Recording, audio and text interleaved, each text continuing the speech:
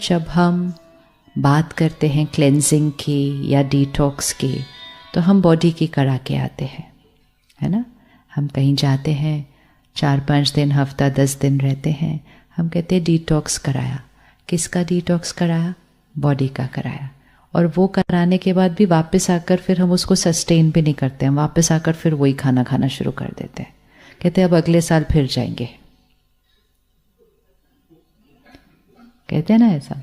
कई लोग तो एयरपोर्ट और स्टेशन पे ही फिर से खाना शुरू करते हैं, इतने दिन से वहाँ कच्चा पच्चा ऐसे ही खा रहे थे, अभी कुछ तो खाएंगे।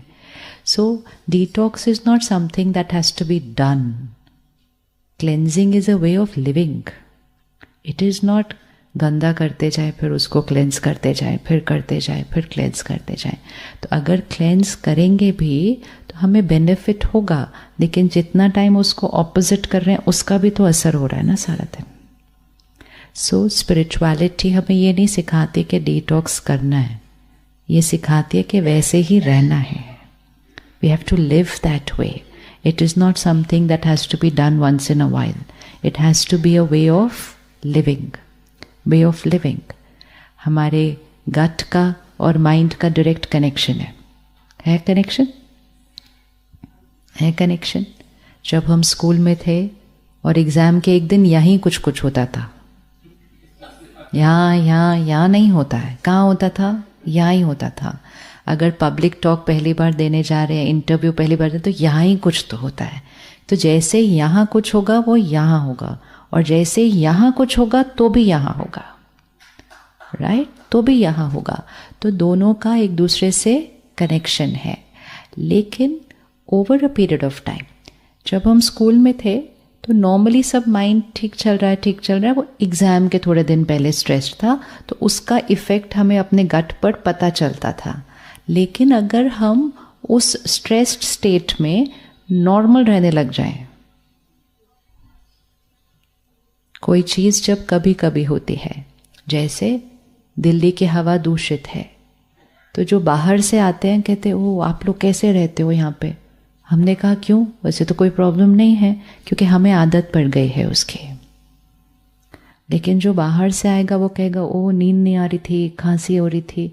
तो कोई चीज़ अगर कभी कभी होती है तो उसका इफ़ेक्ट नोटिसेबल होता है, लेकिन अगर वो रोज़ होने लगे तो इफ़ेक्ट तो हो रहा है, लेकिन हमें अवेयरनेस नहीं होगी कि इफ़ेक्ट हो रहा है, क्योंकि हमने अपने आप को उस इफ़ेक्ट के साथ भी क्या कर लिया है। एसिडिटी हो रही है तो हो रही है, उसमें क्या एंटी एसिड खा लो, तो कहते हैं हाँ चलो। तो हमने उस इफ़ेक्ट को भी क्या कर लिया, एक्सेप्ट कर लिया है। लेकिन हम उसको एक्सेप्ट कर भी लें, इसका मतलब ये तो नहीं है कि जो हो रहा है वो हेल्दी हो रहा है, वो नहीं हो रहा है। तो अब दोनों में से किसको चेंज करना है, इसको करना है या इसको करना है? कौन सा ज़्यादा ईजी है? अच्छा, माइंड को चेंज करना ज़्यादा ईजी है कि खाने पीने को चेंज करना ज़्यादा ईजी है? किसको चेंज करना ज़्यादा ईजी है? और अगर दोनों को थोड़ा थोड़ा कर लो तो दोनों चीज़ें ईजी हो जाएंगी। हम ऐसे समय पर चल रहे हैं कि अगर हम बेस्ट खाना भी खा रहे हैं तो भी वो कहाँ से आया, कैसे ग्रो हुआ, it's not completely in our control, unless आप खुद ही उसको ग्रो कर रहे हो, खुद ही हर चीज़ कर रहे हो। तो कुछ चीज़ें हैं जो कम्प्लीटली हमारे कंट्रोल में नहीं होती हैं, फिर भी हम अपनी तरफ से जितना उसका ध्यान रख सके हम करते हैं। इस सृष्टि पर एक ही चीज़ है सिर्फ जो कम्प्लीटली हमारे कंट्रोल में है, एक ही। बाकी सब चीज़ पे कोई कोई और बातों का भी इन्फ्लुएंस होता है। जैसे अगर आज आप अपने गार्डन में भी सब्जी उगा रहे हो, लेकिन हवा तो फिर भी दूषित है ना, और अगर हवा दूषित है तो पानी दूषित है। तो भले आपको लगे आप खुद उगा रहे हो, आप ऑर्गेनिक कर रहे हो, आप सब कुछ कर रहे हो, लेकिन हवा को तो नहीं आप कंट्रोल कर सकते, आप पानी को तो नहीं कंट्रोल कर सकते जो आ रहा है आपके घर, वो ही पानी जा रहा है उस पौधे को। तो ये सारी जो आउटर एलिमेंट्स होती हैं हम ध्यान रख सकते हैं, लेकिन टू अ सर्टेन एक्सटेंट सब कुछ हमारे कंट्रोल में नहीं है। एक ही चीज़ है इस पूरी सृष्टि पर, एक ही चीज़ है जो पूरी तरह से हमारे कंट्रोल में है, जिस पर किसी और चीज़ का इन्फ्लुएंस नहीं हो सकता। वो कौन सी चीज़ है?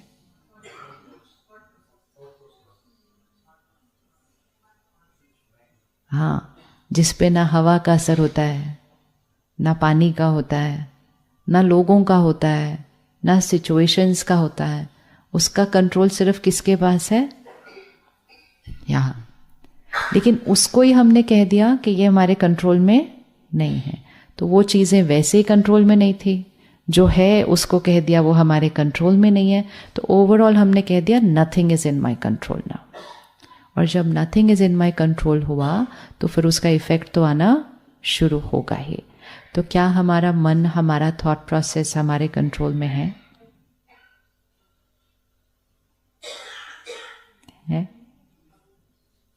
नहीं।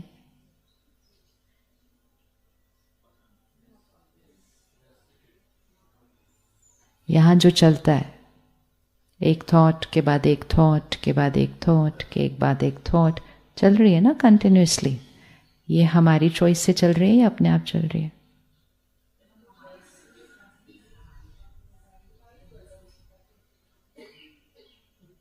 ये थॉट्स कौन चला रहा है?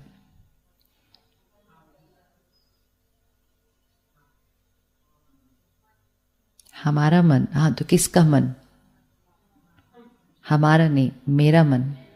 तो मेरे मन को कौन चला रहा है? मेरा मन चला रहा है, तो मेरे मन को कौन चला रहा है? क्या थॉट चल रही है वो कौन डिसाइड कर रहा है? कितनी थॉट्स चलती होंगी सारा दिन? लेकिन जो चल रही है, क्या वो हमारी चॉइस की चल रही है? तो किसकी चॉइस की चल रही है?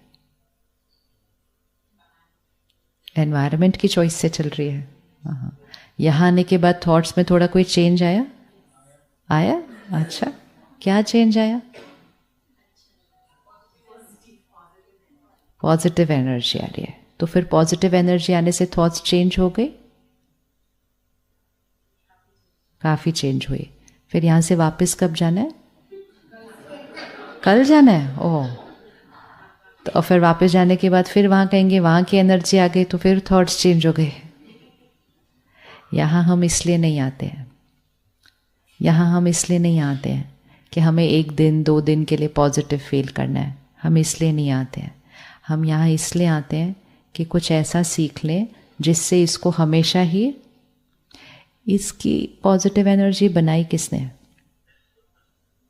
सड़क पे ही है कैंपस। इतना सा 4 कदम चलो तो सड़क है, सड़क पे गए तो दूसरी कंपनीज हैं, उधर घुसो तो अलग एनर्जी है, इस तरफ टर्न करेंगे तो घर है, घर में जाएंगे तो अलग एनर्जी है। तो ये कोई दुनिया से अलग थोड़ी है, कोई पहाड़ों पे अलग अलूफ थोड़ी है कोई जगह। यही है, शहर के बीच, लोगों के बीच एक मकान है ये, और क्या है?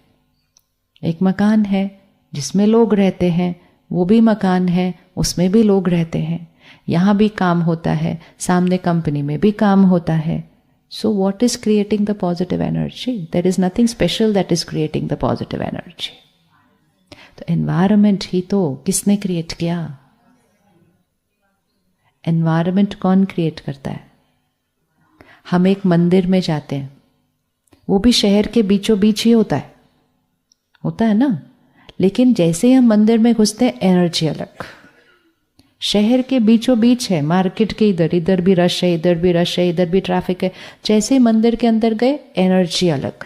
किसने क्रिएट की? किसने क्रिएट की? हमने क्रिएट की।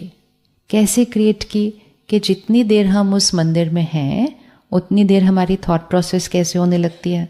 परमात्मा को याद कर रहे हैं, परमात्मा को शुक्रिया कर रहे हैं, फिर हम प्रार्थना कर रहे हैं, जाप कर रहे हैं, मंत्र बोल रहे हैं। वो सब हाई एनर्जी वर्ड्स होते हैं। तो जब हम हाई एनर्जी थॉट्स क्रिएट करते हैं, हम हाई एनर्जी वर्ड्स क्रिएट करते हैं, हाई एनर्जी एनवायरनमेंट बन जाता है। एनवायरनमेंट हमें नहीं क्रिएट करता, हम एनवायरनमेंट क्रिएट करते हैं। अभी अगर हम इसी कमरे के अंदर गलत एक दूसरे से बात करना शुरू कर दें, फिर आर्ग्यूमेंट क्रिएट हो जाए, फिर झगड़ा हो जाए, तो 15 मिनट में इस कमरे की एनर्जी चेंज हो जाएगी। It will change. So it is not energy creates us, it is we create this energy. लेकिन क्वेश्चन सिर्फ ये होता है कि जिस तरह से हम प्लेस ऑफ वर्शिप में जाकर पॉजिटिव वर्ड्स, पॉजिटिव थॉट्स, मतलब पॉजिटिव भी नहीं, प्योर, एलिवेटेड, वो क्रिएट कर सकते हैं, क्या हम अपने वर्क प्लेस पे, घर पे वो कर सकते हैं?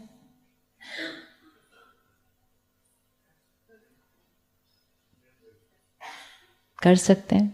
जो वोकैबुलरी हमारी प्रेयर की होती है, प्रार्थना की होती है, क्या वो सारा दिन की हमारी भाषा बन सकती है?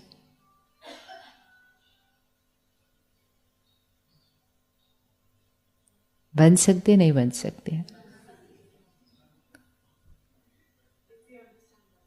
हाँ जी, if we understand that, if we understand the power of that. जब आप यहाँ बैठे हैं तो सिर्फ इस पर नहीं असर हो रहा है, आपकी बॉडी पर भी असर हो रहा है उसका, आपकी बॉडी पर भी असर हो रहा है इसका, क्योंकि हम हाई वाइब्रेशनल प्लेस के अंदर बैठे हुए हैं। अब यहाँ पर हमें पॉजिटिव असर हो रहा है, ये हमें दिखाई दे रहा है, लेकिन हर रोज़ हम पर नेगेटिव असर हो रहा है, वो हमें नहीं दिखाई देता है, क्योंकि हम हर रोज़ हैं उस एनर्जी के अंदर। जैसे अभी हम यहाँ से अगर बाहर जाएं कोई और जगह पर, हमें फ़र्क दिखाई देता है कि साफ हवा है, लेकिन यहाँ रोज़ हैं तो गलत नहीं लगता है। जहाँ हम रोज़ होंगे हम उसके साथ क्या हो जाते हैं? अडैप्ट हो जाते हैं। लेकिन अगर हम अडैप्ट भी हो जाएं तो भी इसका मतलब ये थोड़ी है कि इस हवा का असर हमारे ऊपर नहीं हो रहा है। असर तो फिर भी हो रहा है, हम अडैप्ट हो गए हैं उसके साथ। लेकिन वो अडैप्ट होना अच्छी बात नहीं है, क्योंकि अडैप्ट होने से हम चेंज करने की कोई कोशिश नहीं कर रहे हैं।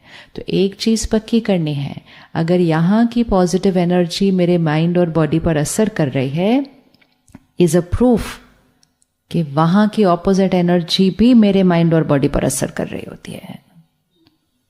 चलो ऑफिस में तो बहुत सारे और लोग भी होते हैं, घर की एनर्जी कौन क्रिएट करता है?